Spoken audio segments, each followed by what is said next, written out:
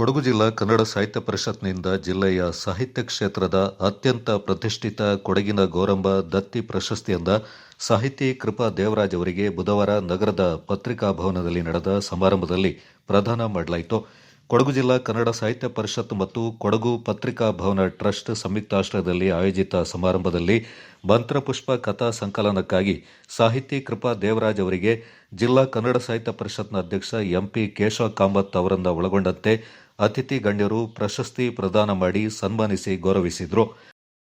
ಆಶ್ರಯದಲ್ಲಿ ನಡೀತಾ ಇರುವಂತಹ 23ನೇ ಕೊಡಗಿನ ಗೌರಮ್ಮ ದತ್ತಿ ಪ್ರಶಸ್ತಿ ಪುರಸ್ಕೃತರಾದಂತಹ ಶ್ರೀಮತಿ ಕೃಪಾ ದೇವರಾಜ್ ಅವರಿಗೆ ಪ್ರಶಸ್ತಿ ಪ್ರದಾನ ಸಮಾರಂಭ ನಡೀತಾ ಇದೆ. ಕೊಡಗಿನ ಮಹಿಳಾ ಸಾಹಿತಿಗಳಿಗೆ ಸಲ್ಲಬೇಕಾದ ಅತ್ಯಂತ ಗೌರವ ತಾವೆಲ್ಲರೂ ಸಾಕ್ಷಿಯಾಗಿದ್ದೀರಿ. ತಮ್ಮ ಅಭಿಮಾನಪೂರ್ವಕ ಚಪ್ಪಾಳೆಯ ಮೂಲಕ ಈ ಒಂದು ಧನ್ಯತೆಯ ಕ್ಷಣಗಳಿಗೆ ಸಾಕ್ಷಿಯಾಗಬೇಕು ಅಂತ ಸರ್ವರ ಪರವಾಗಿ ಕೇಳ್ಕೊಳ್ತಾ ಇದ್ದಾರೆ.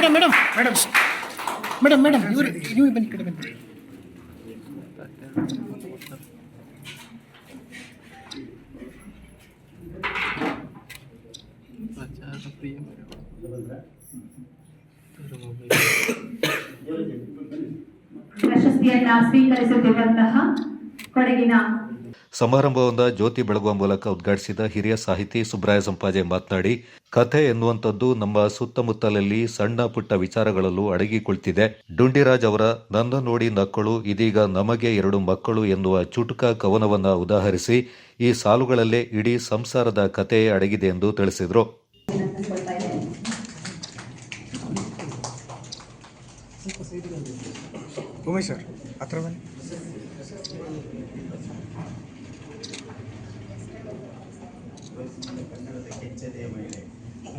ಶ್ರೀಯುತರನ್ನ ಆತ್ಮೀಯವಾಗಿ ಕಾರ್ಯಕ್ರಮದ ಉದ್ಘಾಟನೆಗಾಗಿ ಆಹ್ವಾನಿಸ್ತಾ ಇದ್ದೇವೆ. ವೇದಿಕೆಯಲ್ಲಿರುವ ಸರ್ವರು ಕೂಡ ಕೈಗೊಳಿಸಬೇಕಾಗಿ ವಿನಂತಿಸಿಕೊಳ್ತಾ ಇದ್ದೇವೆ.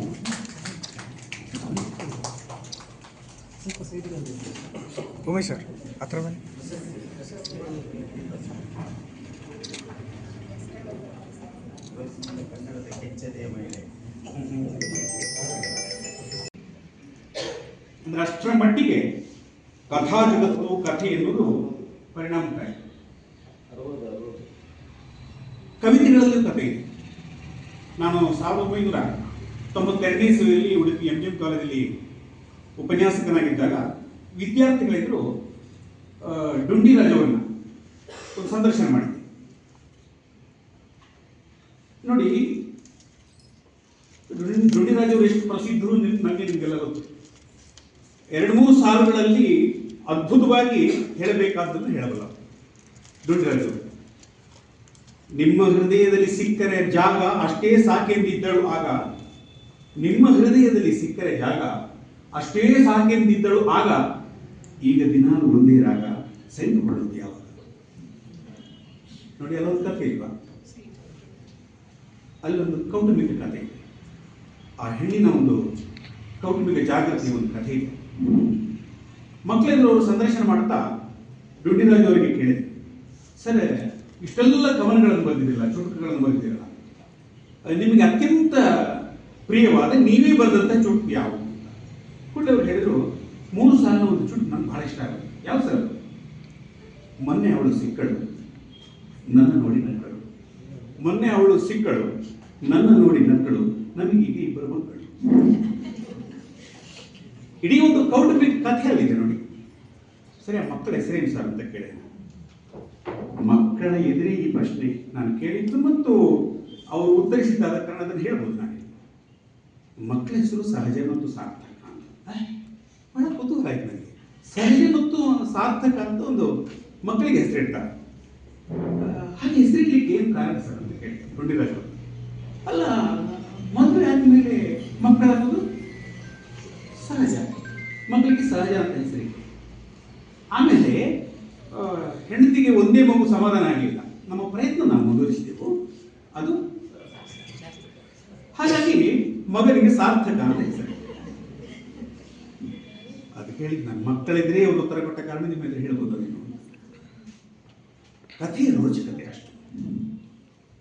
ಕೃಪಾ ಅವರ ಮಂತ್ರಪುಷ್ಪದ ಕಥೆಯಲ್ಲೂ ಕೂಡ ಅವರ ಕಥೆಗಳು ಹೇಗೆಂದರೆ ಸೂರ್ಯ ಮೆಕ್ಕುಂಡಿ ಅವರ ಕವಿತೆ ಹಾಗೆ, ನನ್ನ ಕವಿತೆ ನನ್ನ ಕೃಪವರ ಕಥೆಗಳು ಹಾಗೆ. ಸ್ಪಂದನವನ್ನು ಕೂಡ ಎಲ್ಲ ಕೊಡಗಿನ ಬರಹಗಾರರು ಕೂಡ ಕೊಡ್ತಾ ಸಾಹಿತ್ಯ ನಮ್ಮ ಕೊಡಗಿನಲ್ಲಿ ಬೆಳೀಲಿ. ಸಾಹಿತ್ಯದಲ್ಲಿ ಕ್ಷೇತ್ರದಲ್ಲಿ ಕೆಲಸ ಮಾಡಿದವರಿಗೆ ನಮಗೆ ಪ್ರಶಸ್ತಿ ಬರಲಿಲ್ಲ ಅನ್ನೋಂಥದ್ದು ಕೊರಗು ಇರಬಹುದು. ಆದರೂ ಕೂಡ ಕೊರಗು ಬೇಡ, ದೊಡ್ಡ ಒಂದು ಸಂಯಮವನ್ನು ಬರಹಗಾರರು ಕೂಡ ಬೆಳೆಸ್ಕೊಡ್ಬೇಕು. ಮುಖ್ಯ ಭಾಷಣಕಾರರಾದ ಗೋಣಿಕೊಪ್ಪಲು ಕಾವೇರಿ ಕಾಲೇಜಿನ ಉಪನ್ಯಾಸಕಿ ಎಸ್ಎಂ ರಜನಿ ಅವರು ಮಾತನಾಡಿ, ಕೃಪಾ ದೇವರಾಜ್ ಅವರು ರಚನೆ ಮಾಡಿರುವ ಕಥಾ ಸಂಕಲನ ಮಂತ್ರಪುಷ್ಪದ ಪ್ರತಿಯೊಂದು ಕಥೆಯೂ ಹೃದಯ ಸ್ಪರ್ಶಿಯಾಗಿ ಜೀವಂತವಾಗಿವೆ. ಅವುಗಳು ನಿಮ್ಮೊಡನೆ ಸಂವಹನ ನಡೆಸ್ತಾ ಇವೆ ಎಂದು ಮೆಚ್ಚುಗೆಯ ಮಾತುಗಳನ್ನಾಡಿದರು. ನಾನು ಮೊದಲ ಬಾರಿಗೆ ಅಭಿನಂದನೆಗಳನ್ನು ಸಲ್ಲಿಸ್ತೇನೆ. ಅಧ್ಯಕ್ಷತೆಯನ್ನು ವಹಿಸಿರುವ ಶ್ರೀ MP ಕೇಶವ ಕಾಮತ್ರವರೇ ಉದ್ಘಾಟಕರಾಗಿ ಆಗಮಿಸಿ ಕೂಡ ಸಾಹಿತ್ಯಿಕ ಚಟುವಟಿಕೆಯಲ್ಲಿ ಹೆಚ್ಚಾಗಿ ಮುಂದಿದ್ದವರು. ನಾನಾಕೆಯನ್ನ ಗುಳಿಕೆನ್ನೆಯ ಸುಂದರಿ ಅಂತ ಕರೆಯಲಿಕ್ಕೆ ಇಷ್ಟಪಡ್ತೇನೆ. ಮುಂದಿನ ಹಂತಕ್ಕೆ ಹೋಗೋದಾದ್ರೆ, ಕೊಡಗಿನ ಪ್ರಥಮ ಕಥೆಗಾರ್ತಿ ಯಾರು ಅಂತ ಹೇಳಿದ್ರೆ ಗೌರಮ್ಮ ಅಂತ ಗೊತ್ತಿದೆ. ಆಕೆ ಬರೆದಂತಹ ಸಂಕಲನದ ಹೆಸರು ಕಂಬನಿ ಮತ್ತು ಚಿಗುರು. ಹಾಗಾದ್ರೆ ಕಂಬನಿ ಮತ್ತು ಚಿಗುರು ನನಗೆ ಯಾಕೆ ಬಂತು ಅಂತ ಕೇಳುವಾಗ, ನಾನು ನನ್ನ ತರಗತಿಗಳಲ್ಲಿ ಪಾಠ ಮಾಡುವಾಗ ಮಾಡಿಕೊಂಡಂತಹ ವಿಮರ್ಶೆ ಇದು. ಪ್ರತಿಯೊಬ್ಬ ಹೆಣ್ಣು ಮಗಳು ಕೂಡ ತನ್ನ ಜೀವನದಲ್ಲಿ ನಗು, ಸಂತೋಷ, ಅಳುವಂತಹ ಸಂದರ್ಭದಲ್ಲಿ ಆಕೆ ಕಂಬನಿಯನ್ನು ಸುರಿಸಿರ್ತಾಳೆ. ಆ ಕಂಬನಿ ಸುರಿಸಿದ ನಂತರ ಆಕೆಯ ಮನಸ್ಸು ಹಗುರಾಗುತ್ತದೆ. ಆ ನಂತರ ಆಕೆಗೆ ಅನಿಸ್ತದಂತೆ ನಾನು ಯಾವುದಕ್ಕೂ ಹೆದರೋದಿಲ್ಲ. ಆ ಕಂಬನಿ ಸುರಿಸಿದ ನಂತರವೇ ಆಕೆಗೆ ಅನಿಸೋದು ನಾನು ಯಾವುದಕ್ಕೂ ಹೆದರೋದಿಲ್ಲ, ಜೀವನ ಬಂದಂತೆ ನಾನು ಸ್ವೀಕಾರ ಮಾಡ್ಕೊಂಡು ಹೋಗ್ತೇನೆ ಅಂತ ಹೇಳುವಂತಹ ಹಂತಕ್ಕೆ ಆಕೆ ಬರ್ತಾಳೆ. ಹಾಗೆ ಬಂದದ್ದು ಕಂಬನಿಯ ನಂತರ ಚಿಗುರು ಅಂತ ಹೇಳುವಂತಹ ಕಥಾ ಸಂಕಲನ. ಹಾಗಾದರೆ ಸಣ್ಣ ಕಥೆ ಅಂತ ಹೇಳುವಂಥದ್ದು ಹೇಗೆ ಬಂತು ನಮಗೆ? ಮೊದಲ ಬಾರಿಗೆ ಮೊದಲು ಬರೆದವರೊಬ್ಬರು ಬೇಕಲ್ಲ, ಎಲ್ಲದಕ್ಕೂ ಒಂದು ಮೊದಲಿಗರು ಇದ್ದಾರಲ್ವಾ. ಹಾಗಾದ್ರೆ ಹೇಗೆ ಬಂತು ಅಂತ ಹೇಳೋದಾದ್ರೆ, ಬ್ರಿಟಿಷರು ಭಾರತಕ್ಕೆ ಬಂದ ನಂತರ ಕ್ರೈಸ್ತ ಮಿಷನರಿ ಶಾಲೆಗಳನ್ನು ಮೊದಲ ಬಾರಿಗೆ ಆರಂಭಿಸಿದ್ರು. ಹಾಗೆ ಆರಂಭಿಸಿದಂತಹ ಸಂದರ್ಭದಲ್ಲಿ ಬೇಂದ್ರೆ ಇರ್ಬೋದು, ಕುವೆಂಪು ಅವರು ಇರ್ಬೋದು, ಅಥವಾ VM ಶ್ರೀಕಂಠ ಇರ್ಬೋದು, ಇವರೆಲ್ಲರೂ ಕೂಡ ಇಂಗ್ಲಿಷ್ ಮಾಧ್ಯಮದಲ್ಲಿ ಓದ್ತಾ ಇದ್ದವರು. ಆ ಕ್ರೈಸ್ತ ಮಿಷನರಿ ಶಾಲೆಗಳಲ್ಲಿ ಮಾಡ್ತಾ ಇದ್ದಂತಹ ಅಧ್ಯಯನ ಹೇಗಿತ್ತು ಅಂತ ಹೇಳಿದ್ರೆ, ಕತೆ, ಸಣ್ಣ ಕತೆ ಇರ್ಬೋದು, ಕವನಗಳಿರ್ಬೋದು, ಅದನ್ನೇ ಇಂಗ್ಲಿಷ್ನಲ್ಲಿ ನಮಗೆ ಕನ್ನಡಿಗರಿಗೆ ಪಾಠವನ್ನ ಮಾಡ್ತಾ ಇದ್ರು ಕ್ರೈಸ್ತ ಮಿಷನರಿ ಶಾಲೆಗಳಲ್ಲಿ. BM ಶ್ರೀಕಂಠಯ್ಯನವರಿಗೆ ಒಂದ್ಸಲ ಅನ್ನಿಸ್ತಂತೆ, ಎಷ್ಟು ಚೆನ್ನಾಗಿರುವಂತಹ ಕವನಗಳು, ಇದನ್ನು ನಾನು ಕನ್ನಡಕ್ಕೆ ಅನುವಾದ ಮಾಡ್ಕೊಳ್ಬೇಕು ಅಂತೇಳಿ ಮೊದಲ ಬಾರಿಗೆ ಇಂಗ್ಲಿಷ್ ಗೀತೆಗಳು ಅಂತ ಹೇಳುವಂತ ಹೆಸರಿನಲ್ಲಿ ಕನ್ನಡಕ್ಕೆ 27 ಕವನಗಳನ್ನು ಅನುವಾದ ಮಾಡ್ಕೊಳ್ತಾರೆ.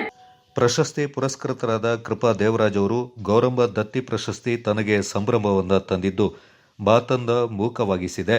ಗೌರಮ್ಮ ದತ್ತಿ ಪ್ರಶಸ್ತಿ ಪಡೆಯಬೇಕೆನ್ನುವುದು ಜಿಲ್ಲೆಯ ಪ್ರತಿಯೊಬ್ಬ ಮಹಿಳಾ ಸಾಹಿತ್ಯ ಕನಸಾಗಿದ್ದು, ಆ ಕನಸು ಈಡೇರಿದ ದಿನ ಇದೆಂದು ತಿಳಿಸಿದರು. ಮೌನವಾಗಿ ಕೊಟ್ರೆ ಸಾಕು, ನಮಗೆ ಕೂತ್ಕೊಂಡು ಪೆನ್ನು ಪೇಪರ್ ಹಿಡಿದು ಬರ್ಸೋದಂತಲ್ಲ, ಅವರ ಉಪಸ್ಥಿತಿಯೇ, ಅವರ ಒಂದು ಮೌನವೇ, ಅವರ ಒಂದು ಬೆಂಬಲವೇ ನಮಗೊಂದು ಗಟ್ಟಿಯಾಗಿ ನಿಲ್ಲಲಿಕ್ಕೆ ಆಗುತ್ತೆ. ಗೊಬ್ಬರ ಮಾರುಳಾಗಿ ನಾನೇನು ಹೇಳಬೇಕು, ಗಿಡಕ್ಕೆ ನಾವು ಹೇಗೆ ಗೊಬ್ಬರ ಕೊಟ್ಟು ಅದರ ಬೆಳವಣಿಗೆಗೆ ಪೂರಕ ಆಗ್ತೀವೋ ಹಾಗೆ ಮನೆಯಲ್ಲೂ ಸಹ ಈ ತರ ವಾತಾವರಣ ಇದ್ದರೆ ನಮಗೂ ಬೆಳೀಲಿಕ್ಕೆ ಅವಕಾಶ ಆಗ್ತದೆ. ಅದರಿಂದ ಅವರಿಗೂ ಸಹ ಧನ್ಯವಾದ.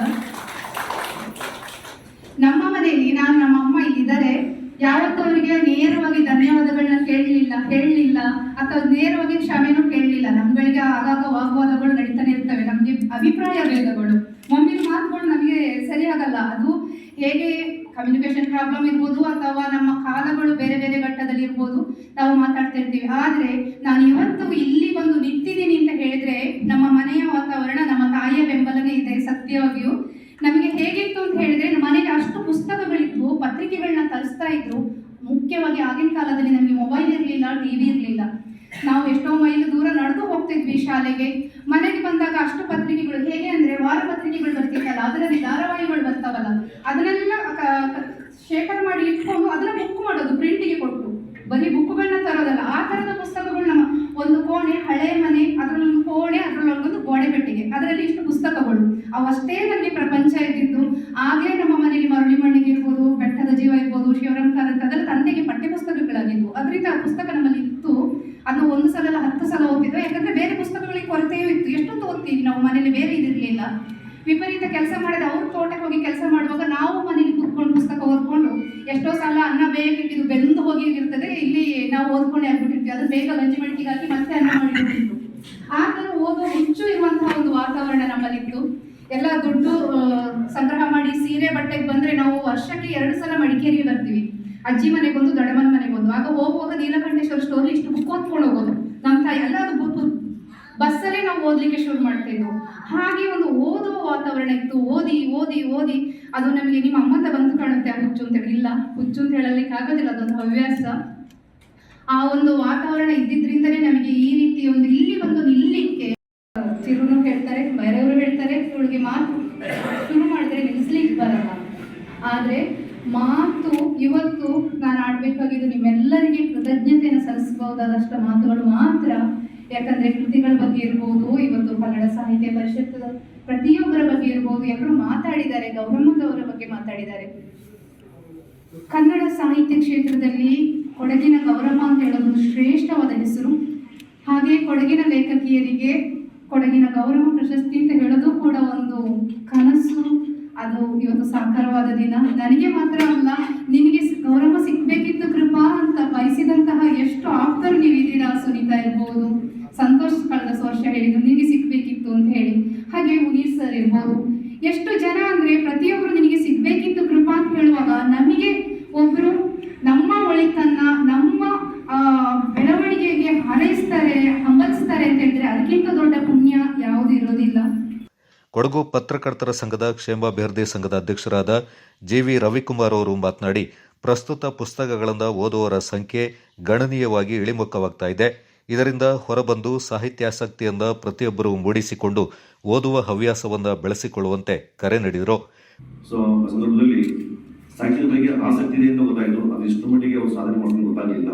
ಹಾಗಾಗಿ ಈ ಒಂದು ವೇದಿಕೆಯಲ್ಲಿ ಅವ್ರನ್ನ ಪ್ರಶಸ್ತಿ ಗೌರವ ಪ್ರಶಸ್ತಿ ಅವನು ಪದವಿ ಪಡೆದು ಪ್ರಶಸ್ತಿ ಪಡ್ಕೊಂಡು ಈ ವೇದಿಕೆಯಲ್ಲಿ ಅಲಂಕರಿಸಿದ್ದಾರೆ. ಅವರಿಗೆ ಮತ್ತೊಮ್ಮೆ ಅವರಿಗೆ ನಾನು ಮೂಲಕದ ಅಭಿನಂದನೆ ಸಲ್ಲಿಸಿದ್ದೇನೆ.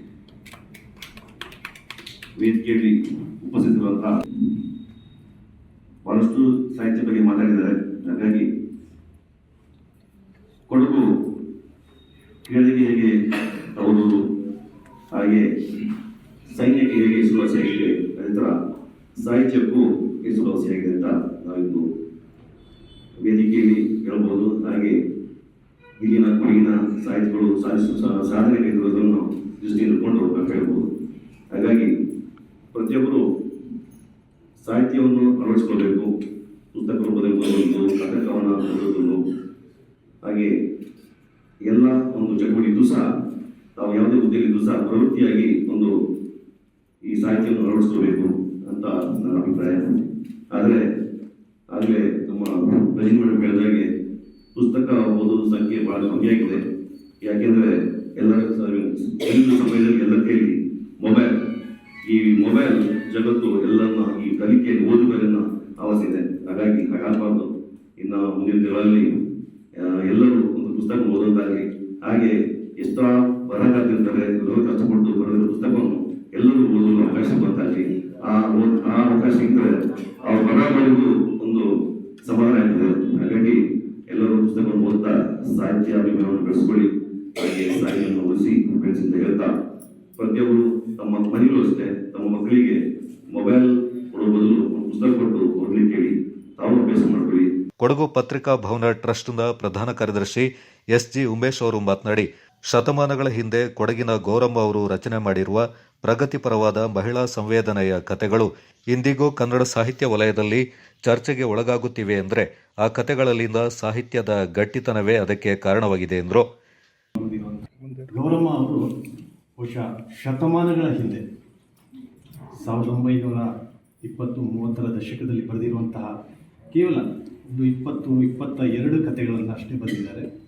ಬಟ್ ಅವರ ಆ ಪ್ರಗತಿಪರವಾದಂತಹ ಮಹಿಳಾ ಸಂವೇದನೆಯ ಆ ಕಥೆಗಳು ಇವತ್ತು ಸಹ ಈ ಸಾಹಿತ್ಯ ಪ್ರಪಂಚದಲ್ಲಿ ಅದನ್ನು ಮಾತಾಡ್ತಾರೆ ಅಂತ ಹೇಳಿದರೆ ಅದರ ಆ ಗಟ್ಟಿತನವನ್ನು ನಾವು ಯೋಚನೆ ಮಾಡಬೇಕಾಗುತ್ತೆ.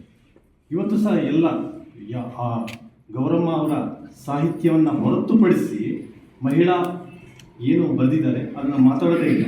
ಅವರ ಪ್ರಥಮವಾಗಿ ಅವರ ಹೆಸರು ಬಂದೇ ಬರುತ್ತೆ. ಅಂತಹ ಗೌರಮ್ಮ ಅವರ ಬಗ್ಗೆ ಅವರು ಎಲ್ಲ ಇವತ್ತಿನ ಪ್ರಸ್ತುತ ಈ ಮಹಿಳೆಯರ ಬರವಣಿಗೆಗೆ ಪ್ರೇರಣಾ ಶಕ್ತಿಯಾಗಿದ್ದಾರೆ. ಇವತ್ತು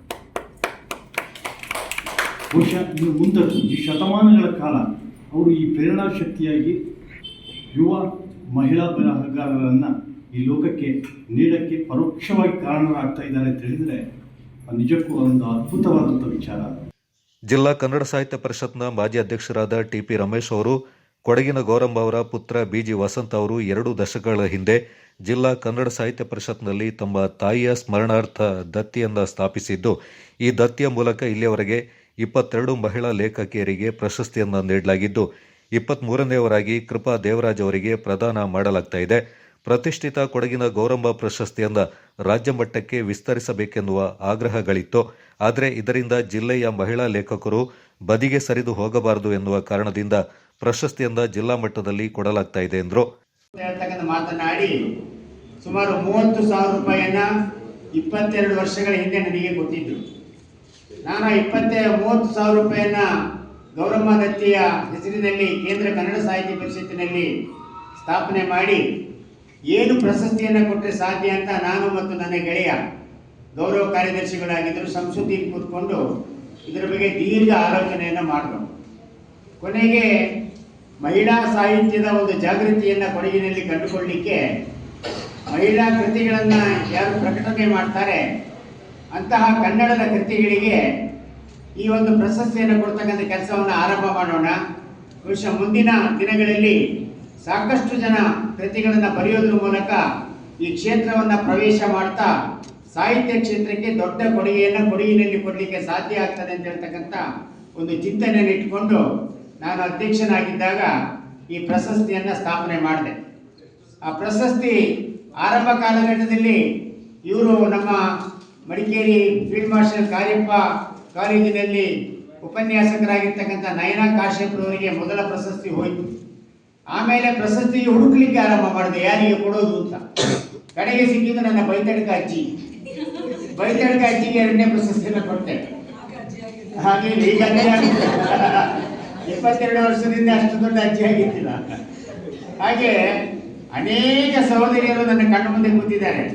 ನನಗೆ ಅವ್ರನ್ನೆಲ್ಲ ನೋಡುವಾಗ ಮನಸ್ಸಿಗೆ ಎಷ್ಟೊಂದು ಖುಷಿ ಆಗ್ತಾ ಇದೆ ಅಂದರೆ, ಕೊಡಗು ಜಿಲ್ಲೆಯಲ್ಲಿ ಇಷ್ಟು ಜನ ಮಹಿಳಾ ಸಹೋದರಿಯರು ಈ ಮಟ್ಟಕ್ಕೆ ಬೆಳೆದಿದ್ದಾರೆ, ರಾಜ್ಯ ಮಟ್ಟಕ್ಕೆ ರಾಷ್ಟ್ರ ಮಟ್ಟಕ್ಕೆ ತಲುಪತಕ್ಕಂಥ ಒಂದು ವ್ಯವಸ್ಥೆಯನ್ನು ಕಂಡುಕೊಂಡಿದ್ದಾರೆ ಅಂತ ಹೇಳಿದಾಗ, ಇಂತಹ ಎಲೆಮರೆಯ ಕಾಯಲ್ಲಿ ಬದುಕಿದ್ದಂಥ ಈ ಮಹಿಳಾ ಲೇಖಕಿಯರು ಇವತ್ತು ಈ ಪ್ರಶಸ್ತಿಯನ್ನು ಪಡೆಯುವುದರ ಮೂಲಕ ಇಡೀ ಜಿಲ್ಲೆಗೆ ಕೀರ್ತಿಯನ್ನು ತಕ್ಕಾಗಿ ಅನೇಕ ಜನ ಸಾಹಿತಿಗಳನ್ನು ಹೇಳಲಿಕ್ಕೆ ಹೋಗೋದಿಲ್ಲ. ಯಾಕಂದ್ರೆ ಒಬ್ಬರ ಹೆಸರು ಹೇಳಿ ಕನ್ನಡ ಸಾಹಿತ್ಯ ಪರಿಷತ್ನ ಅಧ್ಯಕ್ಷ ಎಂಪಿ ಕೇಶವ ಕಾಮತ್ ಅವರು ಮಾತನಾಡಿ, ಜಿಲ್ಲಾ ಕನ್ನಡ ಸಾಹಿತ್ಯ ಪರಿಷತ್ ತನ್ನ ಸಾಹಿತ್ಯ ಕಾರ್ಯಕ್ರಮಗಳನ್ನು ಹಳ್ಳಿಯ ಗ್ರಾಮೀಣ ಭಾಗಗಳ ಕಡೆಗೆ ಕೊಂಡೊಯ್ಯುವ ಮೂಲಕ ಗ್ರಾಮೀಣ ಮಕ್ಕಳಲ್ಲಿ ಸಾಹಿತ್ಯದ ಅಭಿರುಚಿ ಮೂಡಿಸುವ ಪ್ರಯತ್ನಗಳನ್ನು ನಡೆಸ್ತಾ ಇರುವುದಾಗಿ ತಿಳಿಸಿದರು.